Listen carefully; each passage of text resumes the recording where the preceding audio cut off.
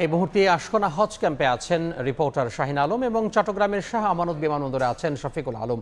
আমরা শুরুতে যাচ্ছি শাহিনের কাছে। সন্তুষ্টি অর্জনের জন্য বিশ্বের নানা প্রান্তের ন্যায় বাংলাদেশ থেকেও হজযাত্রীরা হজে যাচ্ছেন। আজকে হজযাত্রার দ্বিতীয় দিন। আজকে ৫,৭৫৬ জন মানুষ আজকের বিভিন্ন ফ্লাইটে তারা ঢাকার হজরত শাহজালাল আন্তর্জাতিক বিমানবন্দর থেকে সৌদি আরবের উদ্দেশ্যে রওনা দিচ্ছেন। কেউ কেউ ইতিমধ্যে পৌঁছে গেছেন এবং এখানকার যারা হজযাত্রীরা রয়েছেন তাদের সঙ্গে আমরা কথা বলেছি।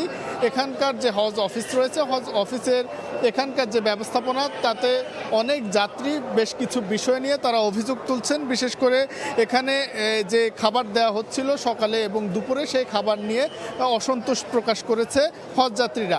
পাশাপাশি এখানে এই ক্যাম্পটিতে প্রচুর পরিমাণ মশা রয়েছে। যদিও হজ অফিস বলছে তারা মশা যেন না থাকে এবং হাজিদের যেন কষ্ট না হয়, সেই বিষয়টি নিয়ে তারা কাজ করছেন এবং নতুন করে যেসব অভিযোগ আসছে সেগুলো তারা আমলে নিয়েছেন এবং সেই খাবার এবং মশার উপদ্রব কমানোর জন্য তারা কাজ করছেন বলে সেটিও কিন্তু এই অফিস থেকে জানানো হয়েছে। এবং আজকে এই হজযাত্রার দ্বিতীয় দিন, সেটি হজের আগ পর্যন্ত এইভাবে ক্রমান্বয়ে হজযাত্রা অনুষ্ঠিত হবে এবং হজযাত্রাটি সেটি চলছে। আজকের দিনে ৫,৭৫৬ জন মানুষ বিভিন্ন সময় তাদের যে সময়ে ফ্লাইট, সেই সময় তারা যাচ্ছেন। এবং হজযাত্রার আমরা আছি আশকোনা হজ ক্যাম্পে। এখানে যারা আগেই এসে এখানে তারা অবস্থান করছেন এবং এখান থেকে হজ অফিস থেকে তারা তাদের বোর্ডিং পাস সহ আনুষঙ্গিক কাজ শেষ করে এখান থেকে সরাসরি গিয়ে তারা ফ্লাইটে উঠছেন।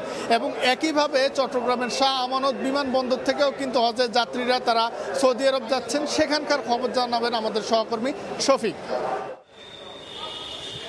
ঢাকার পর আজকে চট্টগ্রাম থেকে প্রথম হজ ফ্লাইট শুরু হবে, সেটি হচ্ছে 6টা 20। প্রায় 419 জন যাত্রী নিয়ে 6টা 20-এর দিকে চট্টগ্রামে শাহ আমানত আন্তর্জাতিক বিমানবন্দর থেকে হাজিরা ছেড়ে যাবেন। জিদ্দের উদ্দেশ্যে প্রথম হজ ফ্লাইটটি যাবেন। ইতিমধ্যে হাজিরা কিন্তু বিভিন্ন গন্তব্য থেকে তারা আসতে শুরু করেছে। তো মোট এখান থেকে চট্টগ্রাম থেকে এবার প্রায় 6,500-এর মতো হাজিরা কিন্তু যাবেন।